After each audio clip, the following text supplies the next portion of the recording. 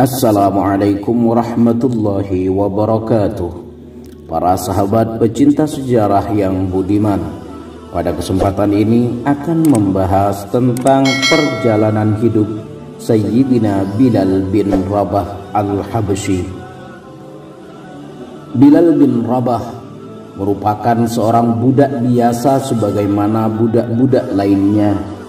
Nasibnya sebagai putra seorang budak yang secara otomatis menjadikannya sebagai budak pula. Ia dimiliki oleh seorang tokoh Quraisy bernama Umayyah bin Khalaf yang sangat membenci Nabi Muhammad SAW dan membenci pula terhadap kehadiran agama baru yang dibawa oleh Nabi Muhammad. Tetapi justru kebencian tuannya kepada Nabi dan Islam ini yang menjadi jalan hidayah bagi Bilal. Mereka begitu semangat membahas, menghujat dan mencaci maki, dan sesekali takjub atas munculnya agama baru dan sosok Nabi Muhammad SAW. Dan itu semua menjadi informasi tak terbatas bagi Bilal tentang Islam, yang akhirnya membawa langkahnya menemui Nabi Muhammad SAW. Tentu tanpa sepengetahuan tuannya untuk memeluk agama Islam. Bilal bin Rabah merupakan orang Islam pertama dari golongan budak, dan itu menjadikan Umayyah bin Khalaf merasa begitu terhina dan ternoda kehormatannya. Karena itu ia melakukan berbagai macam cara penyiksaan yang biadab untuk bisa mengembalikan Bilal kepada agama jahiliyah. Ia tidak ingin keislaman Sayyidina Bilal justru menjadi senjata bagi tokoh-tokoh Quraisy lainnya untuk menyalahkan dirinya. Tetapi siksaan seperti apa yang bisa mengubah keyakinan seseorang jika telah begitu lekat di dalam jiwa? Jika tidak ada hal-hal lain yang diinginkan, dan jika kematian tidak lagi ditakuti, bagaimana mungkin bisa mengubah prinsip hidup seseorang? Itulah yang terjadi pada diri Bilal. Makin berat siksaan yang dirasakannya, makin dekat pula pendekatan dirinya kepada Allah Subhanahu wa Ta'ala. Ahad, Ahad, Ahad, itulah yang seolah menjadi simbol perjuangannya. Siang hari yang sangat panas di padang pasir, ia dibaringkan di atas bara.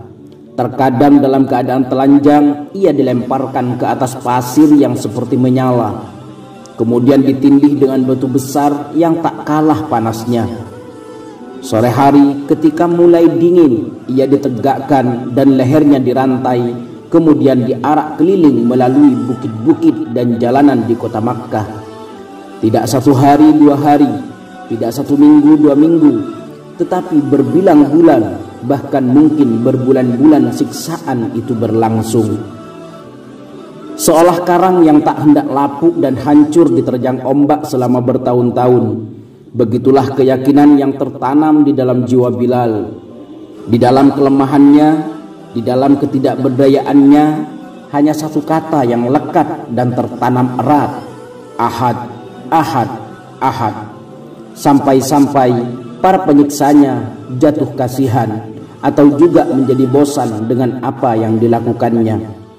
Tetapi mereka enggan untuk melepaskan Bilal begitu saja karena gengsi, takut nama baik dan kehormatannya sebagai tokoh kaum Quraisy tercemar karena mengalah pada seorang budak yang keras kepala, atau lebih tepatnya seorang muslim yang begitu kokoh keimanannya. Bahkan ada riwayat yang menyatakan para penyiksa itu meminta Bilal untuk 1 kali saja mengatakan Lata dan Uzza agar mereka punya alasan untuk melepaskannya. Setelah itu terserah apa yang akan dilakukannya. Bahkan mereka akan membebaskannya dari perbudakan. Tetapi Bilal tidak bergeming. Cuma 1 kata yang keluar dari mulutnya secara berulang-ulang: Ahad, Ahad, Ahad. Di suatu pagi menjelang siang, seperti biasanya, Bilal digiring ke padang pasir, ke tempat penyiksaannya. Datanglah Abu Bakar kepada mereka dan berkata, Apakah kalian hendak membunuh seorang laki-laki yang mengatakan Tuhannya adalah Allah? Kemudian Abu Bakar berpaling kepada Umayyah bin Khalaf sambil menyerahkan uang. Ia berkata, "Terimalah uang ini sebagai tebusannya. Ini lebih tinggi dari harganya dan bebaskan dia." Tampak sekali kelegaan pada Umayyah bin Khalaf dan para penyiksa Bilal. Mereka sudah sangat jenuh dan hampir putus asa. Mereka hanya butuh alasan kecil untuk bisa melepaskan Bilal. Tetapi malah mendapat setumpuk uang. Tentu saja mereka amat gembira, apalagi mereka ini pada dasarnya seorang pedagang. Namun demikian Umayyah berkata, "Bawalah dia demi Lata dan Uzza. Andai saja engkau membayar tak lebih dari 1 uqiyah, aku akan melepaskannya." Abu Bakar mengerti apa yang dimaksudkan Umayyah, yakni ingin merendahkan martabat Bilal. Karena itu ia berkata, "Andai saja kalian tidak melepasnya kecuali dengan harga 100 uqiyah, aku pasti akan membayarnya." Abu Bakar membawa Bilal ke hadapan Rasulullah SAW sekaligus mengumumkan pembebasannya dari status budak. Sekelompok kecil sahabat yang hadir saat itu bergembira seolah sedang merayakan hari besar. Dan hari itu memang hari besar, bukan hanya buat Bilal, tetapi untuk seluruh umat manusia. Hari yang sebenarnya lebih tepat untuk dijadikan sebagai hari persamaan hak asasi manusia. Ketika Nabi SAW hijrah ke Madinah dan umat Islam bisa melaksanakan peribadatan tanpa gangguan dari pihak-pihak yang memusuhi, mulailah dicari cara mengumpulkan umat Islam untuk melaksanakan sholat jamaah. Berbagai usulan muncul, tetapi akhirnya dipilih cara yang kini dikenal sebagai adzan. Ada beberapa riwayat tentang siapa yang pertama kali menyusun redaksi adzan, tetapi yang jelas orang pertama yang dipilih oleh Nabi SAW untuk melantunkannya adalah Bilal bin Rabah.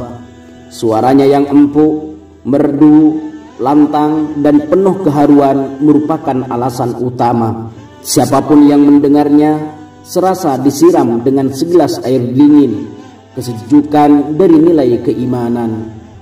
Bilal adalah muadzin pertama dalam Islam, dan namanya kini sangat dikenal di seluruh dunia karena identik dengan jabatan muadzin itu sendiri dalam setiap pelaksanaan salat Jumat.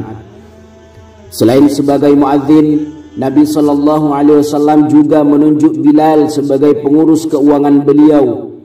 Namun walau disebut sebagai pengurus keuangan, Bilal tidak pernah memegang uang terlalu lama atau menyimpannya. Karena Nabi SAW memang tidak pernah menyimpan sesuatu, baik uang atau barang, sampai malam harinya. Bilal hanya diserahi tugas untuk mengurus dan melayani apabila ada kaum muslimin yang datang meminta bantuan kepada Nabi Muhammad SAW. Ia akan mencari pinjaman atas nama Nabi untuk memenuhi kebutuhan orang tersebut. Suatu hari ada seorang musyrik kaya raya yang mendatangi Bilal dan berkata, "Hai Bilal, aku mempunyai banyak harta benda. Jika kamu mempunyai keperluan, janganlah meminjam pada siapapun, berhutanglah pada saya."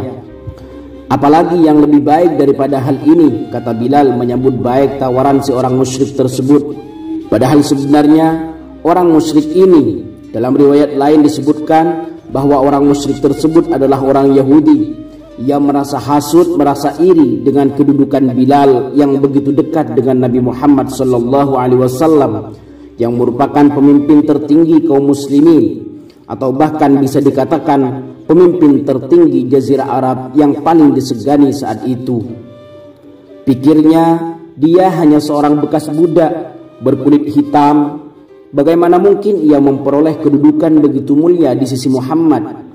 Sungguh aku akan mengembalikannya seperti dahulu lagi.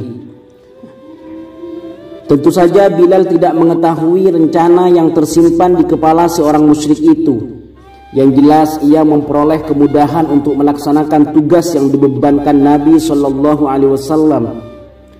Maka ketika ada perintah Rasulullah, ia pun meminjam dari orang tersebut dan menyerahkannya pada orang yang dikehendaki Nabi untuk menerimanya. Hal ini berlangsung berulang-ulang hingga hutangnya menumpuk banyak pada orang musyrik itu.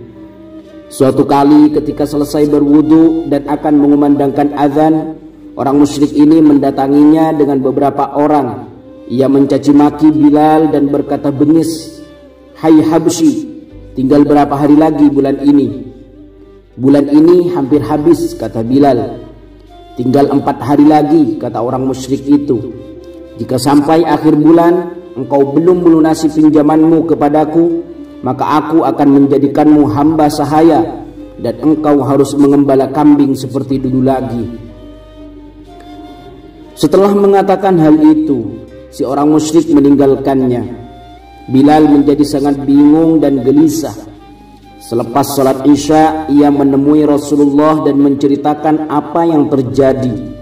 Ia berkata, "Ya Rasulullah, engkau tidak mempunyai persediaan apapun untuk membayar hutang itu, dan saya juga tidak mempunyai apa-apa.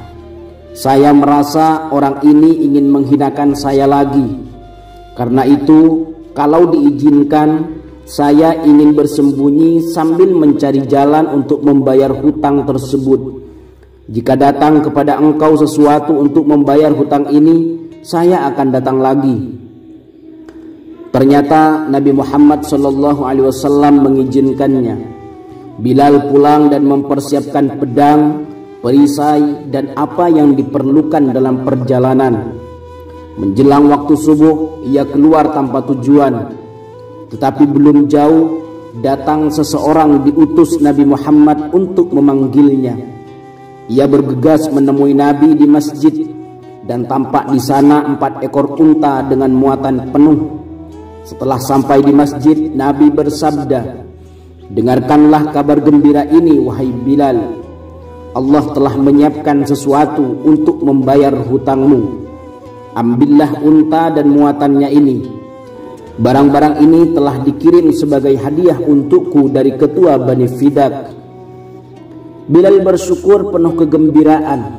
Selesai sholat subuh, ia berlalu membawa unta-unta itu menemui seorang musyrik. Setelah melunasi semua hutang-hutangnya, ternyata masih tersisa cukup banyak. Ia kembali ke masjid menemui Nabi Muhammad SAW dan berkata, "Ya Rasulullah, aku bersyukur Allah telah membebaskan hutang-hutang kita tanpa sisa sedikit pun." Melihat masih ada yang tersisa dari barang tersebut, Nabi SAW bersabda, "Bagikanlah barang-barang ini sampai habis sehingga aku menjadi tenang. Aku tidak akan pulang ke rumah sebelum sisa barang-barang ini habis dibagikan." Bilal melaksanakan perintah Nabi. Ia berkeliling mencari orang-orang miskin yang membutuhkan dan membagikan sisa barang tersebut. Setelah sholat Isya, Nabi SAW menemui Bilal dan bertanya tentang sisa barang tersebut. Bilal menjawab, "Masih ada ya Rasulullah, karena sudah tidak ada lagi orang yang memerlukannya." Mendengar jawaban ini, Nabi tidak pulang, tetapi tidur di masjid. Keesokan harinya, setelah sholat Isya, beliau bertanya lagi seperti sebelumnya.